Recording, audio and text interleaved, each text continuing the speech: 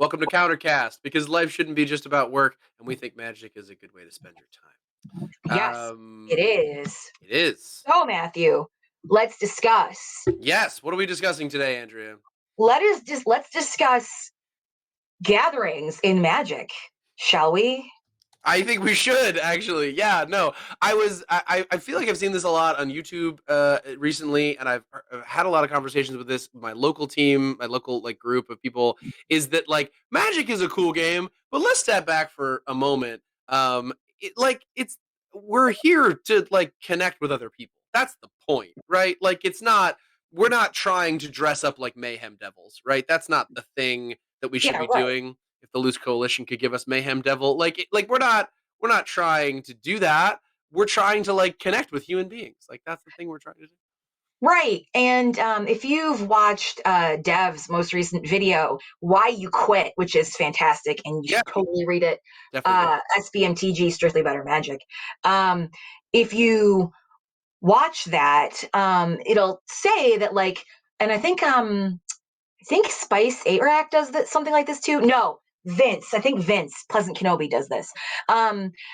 The conversation is that's a great card. The conversation is that Arena sucks because there's no gathering aspect of it. Like, Yeah. yeah, the beauty of magic is to be with other people and to shoot the shit in front of the people next to you and in front of you.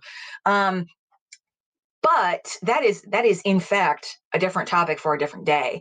Well, But it is and it isn't, right? Like I think it yeah, it ties is in and a it little isn't. bit, right? Like is that it this is a game that was so successful and so popular for so many years, so many decades, Right. because you were getting together with your friends and bringing your collection of a thing to Mhm. play a game with someone else. You know what I mean? Like when you get together to play Risk with someone, you don't bring your Risk board and I bring my Risk board. No, no, And then no. we pick out which parts of the world I bring Europe and you bring Africa. Although now that I'm saying that out loud, someone should probably create that game. That would be a really fun now that I'm thinking about it. Anyway, Yeah, but like, right, like this is a fun game because you are bringing your collection of things and you are gathering with other people. And as much fun, as much as it makes sense on paper that if you were to go to arena and play with randos, you would have just as much fun. It just doesn't. It just isn't as much fun. You know what I mean? There's stuff in a paper game of Magic that I would play and be excited about that on arena I would never try. I'd never bother with because it just mhm. wouldn't be interesting to talk about with my friends. You know what I mean? Yeah, I agree. I don't like. I mean, you. I don't know. Like my play group through the Discord, we will do tournaments sometimes, and yeah, I know you've played along, and we'll do that through Arena. But at the same time, we'll jump on Discord, and then we'll also be chatting. But it's not like we're playing with some random person. We know each other, Right. Exactly. so Well, and you're having conversations with them. Like I've played in those tournaments, and to be frank to everybody, I do pretty poorly. But like but it's fun because you're talking to people, right? It's fun mhm, because you're engaging with them. There was a guy on the Discord that I met that lives in Tokyo and like yeah, graduated from high school the same year I did, and just like took a very different path in life, and it was just so cool to like connect with him. And so I think that's a lot of what we're talking about today is like relationships and magic, and yeah, for relationships in Magic to work, you have to be able to connect those relationships and have some sense that there's something beyond just the cards. yeah. Um, Yeah, absolutely. And I feel like that Arena does not allow for that. So all of the relationships that we'll be talking about are for the most part in the flesh. And if they're not in the flesh, they are, we're actually it's not like a one-sided arena. I mean, I feel like I don't know when I say that I'm like, God, how do I explain this? Um, well, while you're thinking about it, can I talk about a card? yeah, sure. Yeah, share the spoils. Loose coalition of goblins and trolls. If you could bring that up, I think there are cards in Magic, and if you play Zedru Commander, you will know exactly what I'm talking about. There are cards in Magic that sort of engage this sense of the community, this sense of like chaos, of like making things fun for everybody because we're all kind of figuring out what everybody should play. So Share share the spoil. spoils. When it enters the battlefield or an opponent loses the game, so you're immediately thinking about multiplayer, right? Because if one opponent loses the game, Then it's over, there's a winner. right? So You yeah, exile the top card of each player's library. This is one colorless and one red, by the way. So you can do this almost immediately in any game.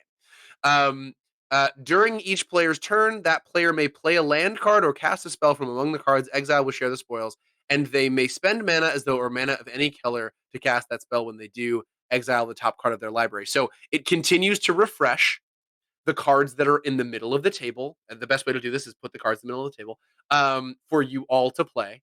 that is so And flavorful. and it doesn't matter what mana base you have, right? You can play whatever the spell is. So if your buddies like take 3 extra turns card that is there for like to win his combo piece gets exiled, you get to play it as long as you can muster the mana for it.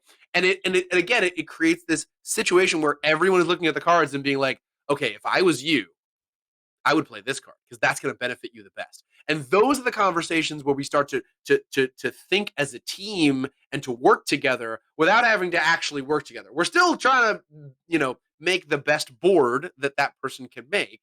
We're just doing it collaboratively. So I think there are cards out there that understand that the best time you're having at Magic was when 3 or 4 people are at a table with big stacks of decks saying, all right, what are we playing? What are we doing? Where are we going? Right. Um, so if we were to bring this back to like a good place to start, not to say that we haven't started at a good place, I think that we should maybe elaborate on how we got started doing this. Yeah. I know we touched on it last episode, but I think it bears talking about a little bit now in detail. And I'm really sorry about my camera, guys. I'm like watching it on my laptop here, and it looks like shite. So, Shite. yes. Interesting way to say that. I don't think it looks bad at all, but here we are. I mean, You know what I mean? Like, I'm hopefully not gonna by fault it. the time we do our next one, I'll have a proper webcam that I'll be able to. I'll have grabbed one from work. So. Yeah. Do you want to tell a story? Tell us how did this start? How did this get together? All right. So, um, In the before times. in the before times when we, hung out in person a lot more, Matt and I would discuss magic and essentially why Matt is wrong. And Mm, um, interesting telling. yeah, the winners Yeah. write history, Matthew. Didn't you know this? Oh, the winners write history. A lot of Yeah. stuff's getting said today. A lot of aggression today. A lot of aggression. So we would get emotional talking about this card game that we Yes, love. and it would be exactly like this. And then my husband and Matt's wife would just sort of look at each other and be like, "The fuck is going on? I don't know what's going on. I don't know. Is it safe? Probably." And then they would look at us and be like, "This is very interesting. When's your podcast?" And we'd look at Matt and I would look at each other and be like, "No." So after the millionth time, um, I got this microphone for Christmas, and Matthew got the microphone that he is sitting in front of from me for Christmas. True. And I was like, okay, I guess we should do something now. And we came up with a bunch of ideas, and here we are. All right. And it kind of stemmed from our spouses, our significant others, who encouraged us to continue to rave and rant, as you do when you have a best friend that plays magic as fervently as you do, and who is also always wrong. I'm kidding, Matt. I love you. I love you. So now that the lies have been told, let's talk about why we started the podcast, right? Like now that the propaganda is out there for us to be able to assess. What happened was I mean, in all fairness, Matt is probably right on most things most of the time. No, don't do that. Don't back down. I'm just No, so just this is what happened, right? I've been playing Magic for a long time. And Andrea came to me one day and she was like, "Hey, have you heard of this thing called Magic the Gathering?" And that it is reminded not me, what happened. look, you got to tell your story, all right? And now that it has been told, I think I would like my moment to be able to tell my origin story in this podcast endeavor. So Okay. it reminded me of a time that a neighbor of mine here in Virginia came and was like, "Hey, I just played this game. Have you ever heard of Catan?" And in my head, I had to think to myself, like, They don't know. It's okay. Take a deep breath. It's fine. Like it's okay. They don't mean offense. They just are asking, have you ever played Catan? Or have you ever played Magic the Gathering? Have you been playing Magic the Gathering since 1998? Is that a thing that is true? That's what they want to know. They're not trying to be any kind of way. And I was like, yes, Andrea. Or in the other story, yes, person. I have played Catan. I have played Magic the Gathering. These are things I've spent time on.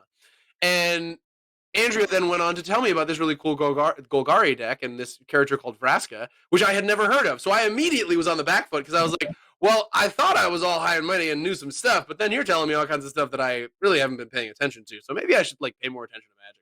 So over the course of a couple of years, we got back into Magic together. And it was great to sort of like be reintroduced to this thing that I loved for many years with this new lens, this new set of eyes, which were yours. And then we got into some conversations, some heated ones, I will certainly attest to, where there was many conversations about what's right to play, what's wrong to play. Why And the answer is always a black deck is the correct way to play. That's not incorrect, but when you say it that way, it sounds like you're implying that it's incorrect, but that is the correct. That is the correct answer. But so what happened was, happened, the moment was that Andrea was like, "Hey guys, I made a mono blue mill deck," and I said off the cuff, offhandedly, "Well, that just confirms that you're a bad person." And our spouses both stopped because we don't talk to each other that way. That's where we have a very compassionate relationship. There's some aggression on air right now. This is all fun and games. Like Andrea and I love each other. We go back a long way. So for me to have said those, long way. So for me to have said those words, like our spouses were like, "Yo, are they fighting?" And we both laughed. And Nick was like, "All right, when's your podcast? I would listen to that. If that's the hook, I'm here for it." So we will eventually get to why blue mill decks do make you a bad person. And if anyone's in the chat, yes, Bello is high-fiving mill. I mean, look, I do have a mill deck and I really enjoy it. And I have been toying with the idea of making a mill commander deck. I mean, Ribello's always been comfortable with being a bad person. I've heard on many occasions Ribello say like, "Hey, cool, more bad people for me to hang out with." Like I don't. Ribello doesn't disagree with me. I mean, he does have firm troll in his bones.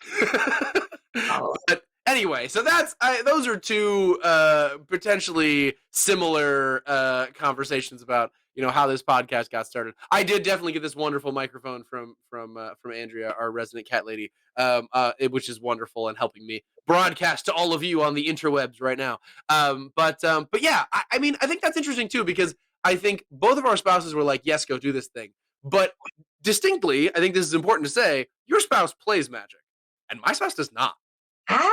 Your spouse does play Magic, not as much as my spouse does. I wouldn't say that to her face. I think you might get a response from her. I mean, like, has she played before? Sure. Have I played hopscotch before? Of course I have. Do I play hopscotch? Is that one of my hobbies? No, I would not describe myself as a hopscotchier or whatever the term is. Hopscotchist.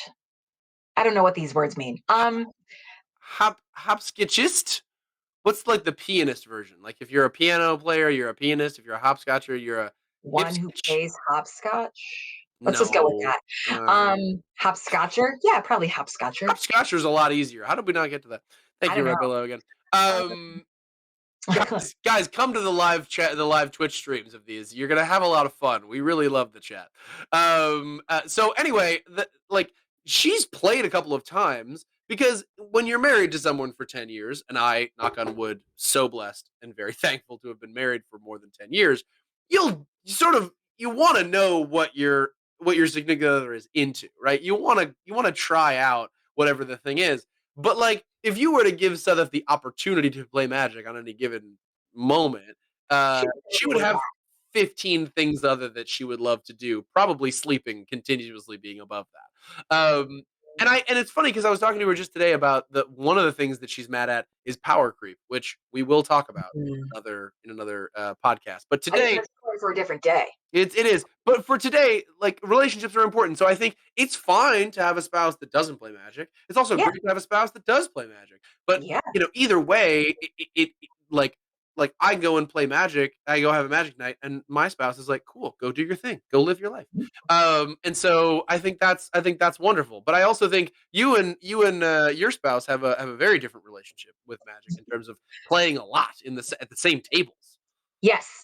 Yes. So I would say that, I do remember this one time specifically where uh, you and Sudif and me and my husband, we all drafted War of the Spark Oh, and she won.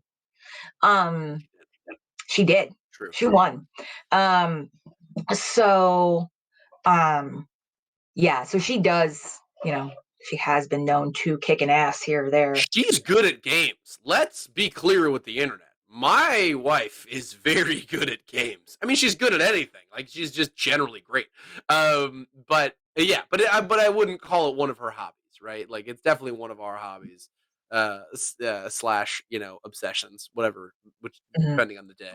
Um, but uh, but yeah, so I think that's it's not something that your spouse has to play, right? Like it's certainly No, something no. that you can do by yourself. You know what I mean? Like Yeah, yeah.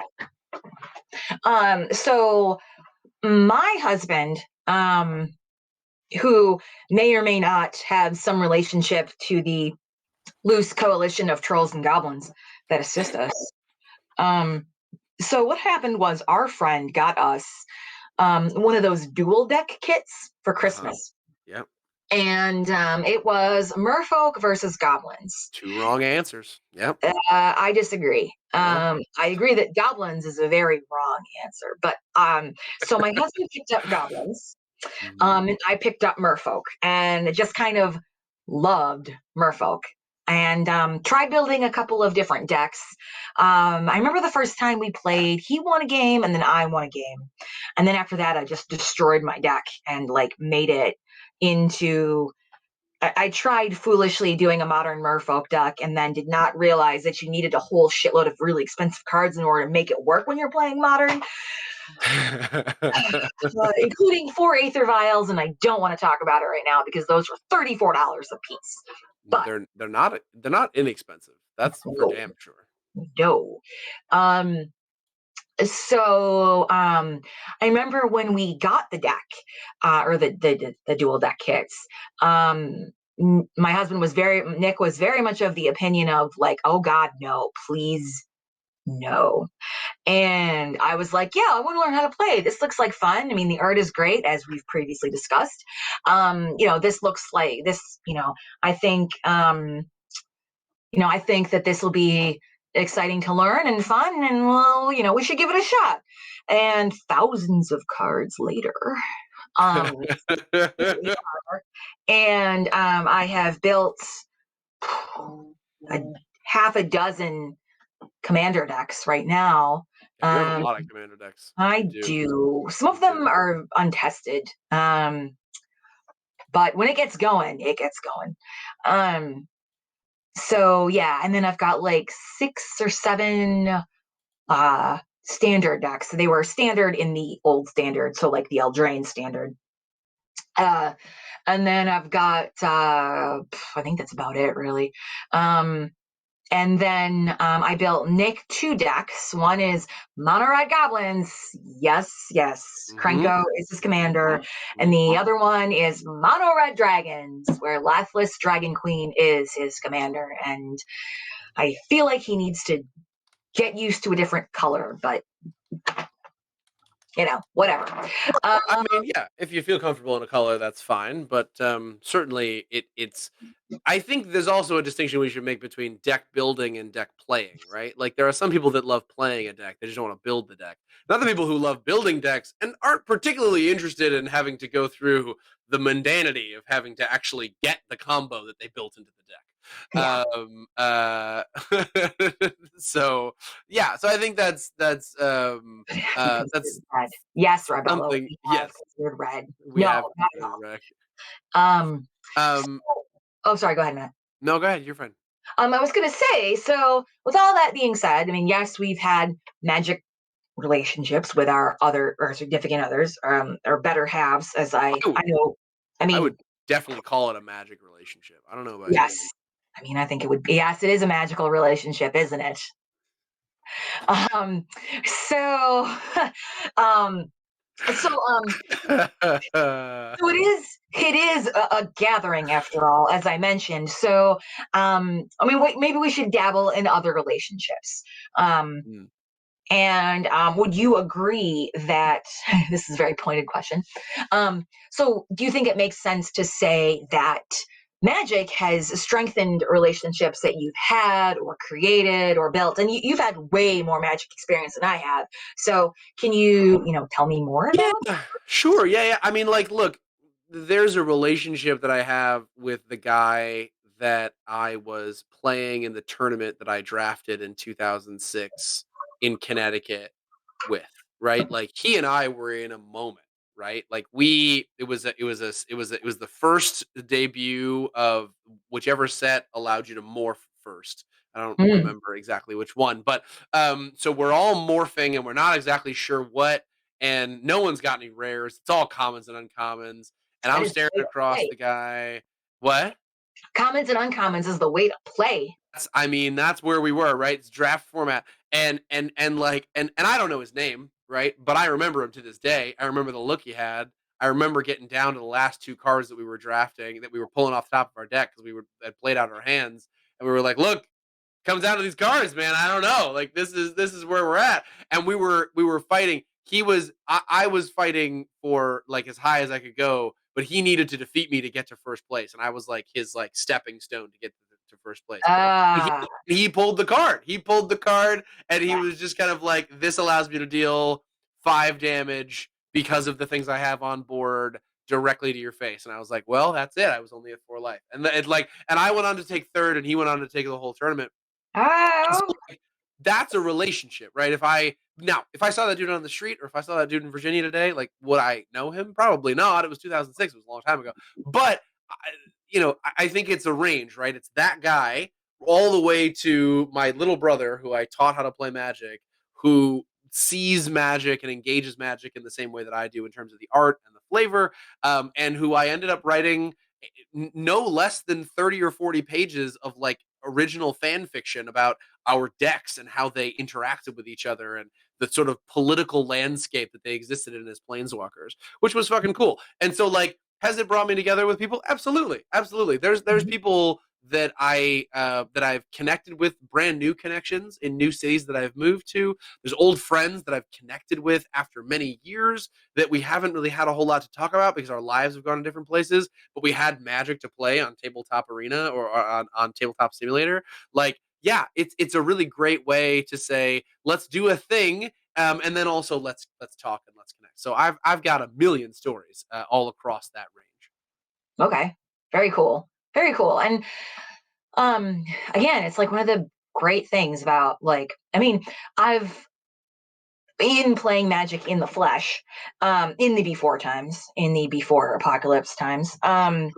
I played at my local game store a couple times, but it really helped a lot to solidify many friendships that I like knew kind of. It's like I know you as a person, but other than that, I'm not really sure.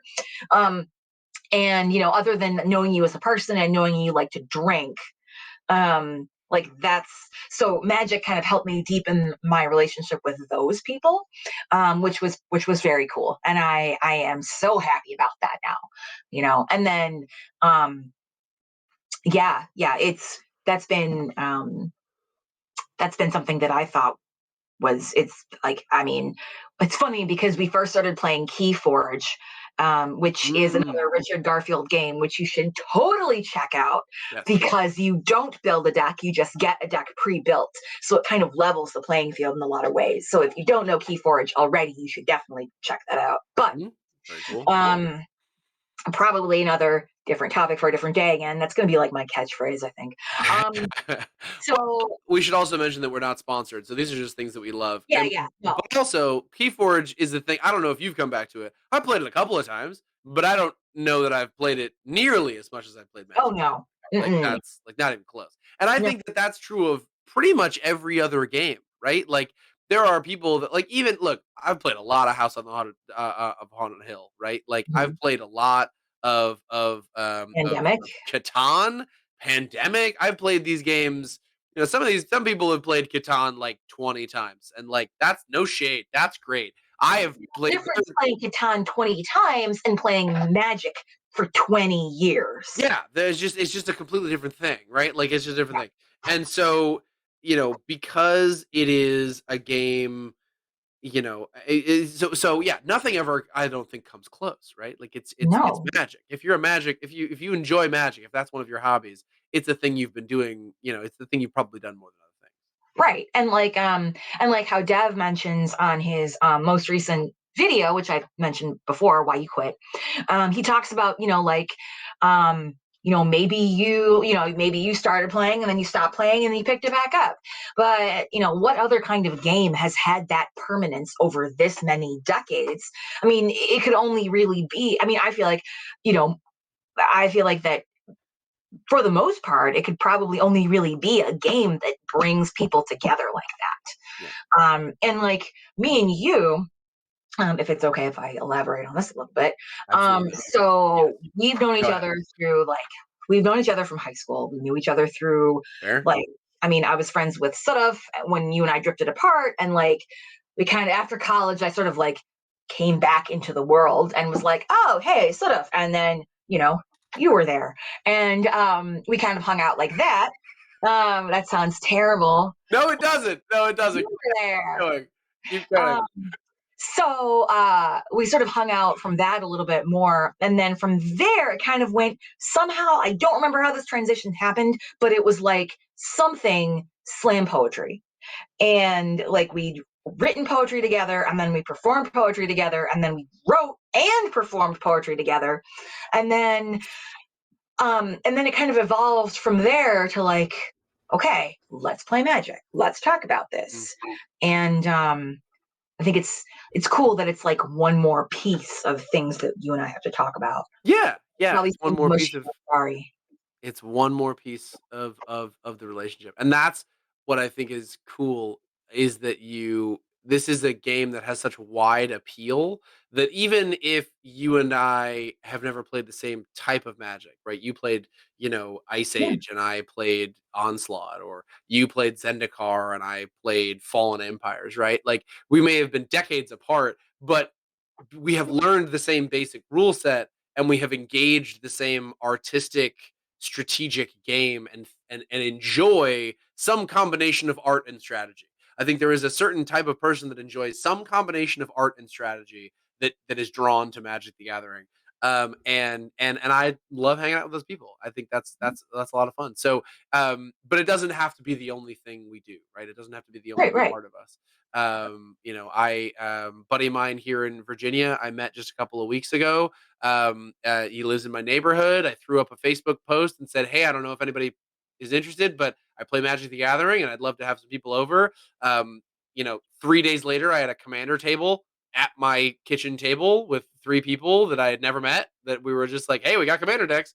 And sure enough, 3 weeks after knowing this guy, he was like, "Hey, man, I have a couch or whatever." It just came up in conversation. We're looking to get rid of it. And I was like, "Oh, is it a good couch?" He's like, "Oh yeah, it's a great couch. I'd love to give it to someone." And I was like, "Oh well, my couch is fucking busted. I hate the thing. Like, I would love to take that off your hands." So sure enough, just this week, he came over with his buddies and dropped it off, and then we played some board games, and so it starts someplace, right? But it doesn't Mhm. end there, right? It evolves, and it becomes something new. So um, uh, the loose coalition of goblins and trolls is indicating that We're cursing swear blood. words. Yes, we are cursing.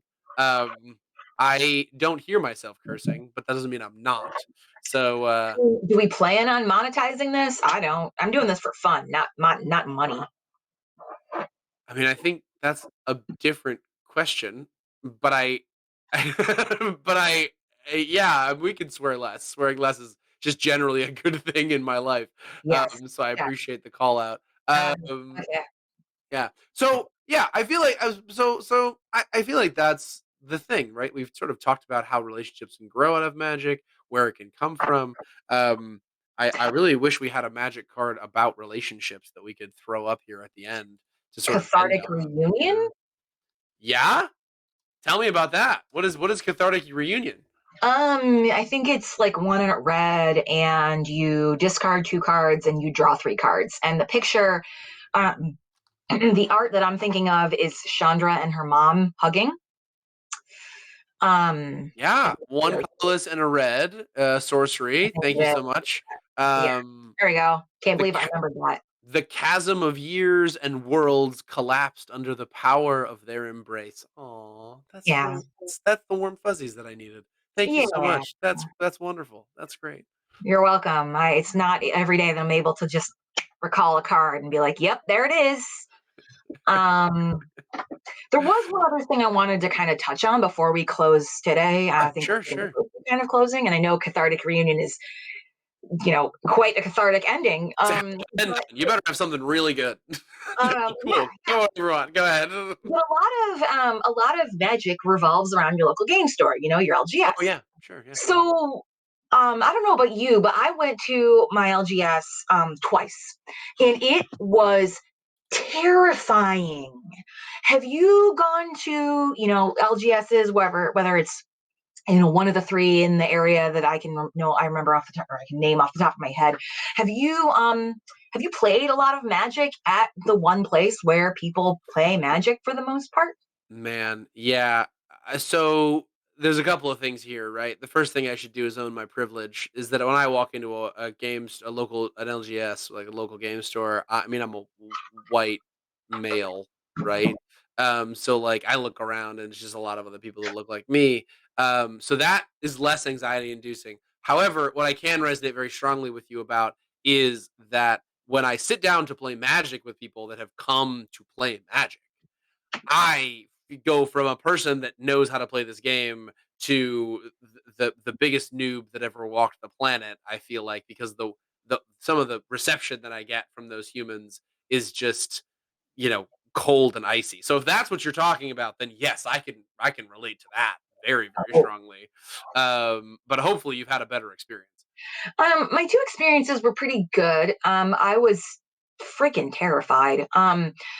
The first time I went with my janky ass Merfolk deck, and I was the only girl in the entire store, other than the owner's wife, rather. Yeah, And yeah, I went after work. I was wearing makeup. Um, yeah, that and tracks. That all tracks. I got out of the car and I was like, okay, we're going to do this. Put on your big girl panties and do this. And I walked in and I was scared out of my mind. And I picked a chair that was open between 2 guys. And I was like, hey, can I sit here? Is this seat taken? And they're like, no, sure, you can. And I just sat down and like started shuffling my deck, and it was terrifying.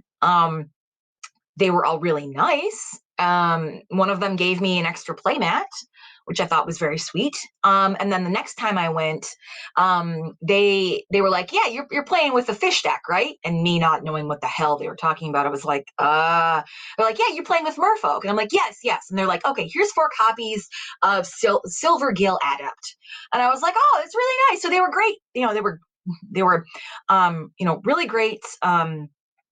Opponents, really great people to play with. I think that second time we went out to the poorhouse afterwards and had dinner, which was really nice. That's Yeah, really it was cool. weird. It was very spontaneous. No, that's fantastic. That's Yeah. amazing. I have So really, never gone out for drinks with people after I played Friday Night Magic. That is yeah, that is the dream. That is the dream. it But was. it also brings me back to the thing I said on the first episode, which is if you're playing Magic with jerks, stop. Yeah, stop. I give you permission. You're allowed to go find non-jerks to play Magic with. You I feel don't like that have to should be use something that we say every episode. I like that idea. Agreed. Yeah, It makes if me you are playing with jerks, stop, because we give you permission to play with non-jerky people. yeah. Mhm. Yeah. So, yeah, it was still terrifying because I didn't know anything, but everyone was very helpful. I think the second scariest moment after, the initial shock and fear was the guy that I sat down in front of, and he did this almost. Um, this is a dramatization here. This deck cost me $2,000. and he like looked at me like this, like, you know, Okay, so Andrea is sort of like aiming her face down, so she's looking at me across yeah, the bridge of her glasses, and sort of like right, giving me this like stare that says like, if you don't appreciate me, you can GTFO. You know what I'm right. saying? Like That you was can pretty just much it. And I yeah. like looked at him and I was just like, okay. And over the course of the game, he had like a full play set of Liliana of the Veil, then a full play set of, I think it was like the alpha version of Birds of Paradise, and a couple of other things. And I'm just like, oh my God. And then, like, he seemed very sort of, ah, stunted, insert word here. Uh, Okay. um, Are we not inserting the word because we're not comfortable saying it? Like I don't understand. Are you We're searching not the inserting the word word? because I Like can't. Socially, that's what it is. Nibbles put it in the chat there, and I was like, I can't remember the word. But yeah, like it was kind of terrifying, and I don't know if that was like the vibe that he was going for. I don't know if it was the my deck is very expensive and I paid lots of money for it. Look at me. But in any event, I was like, dude, should I like not breathe on it too hard?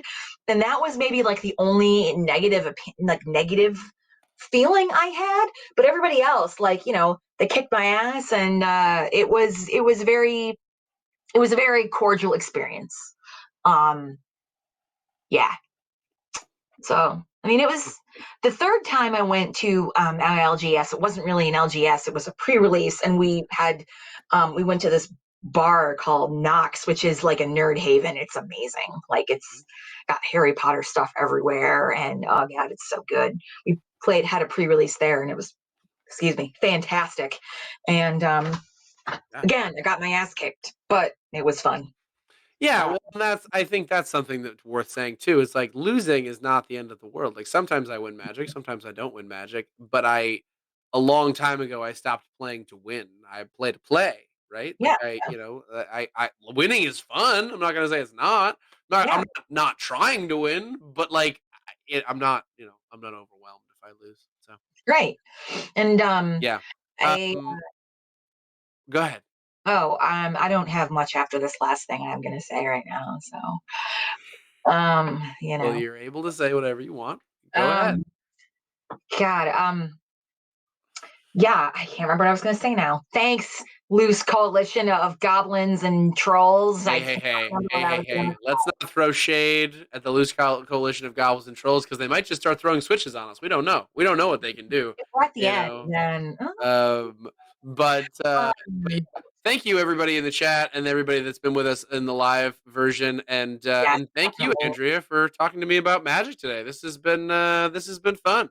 Yeah, I feel like that the loose coalition of trolls has turned me off for a moment.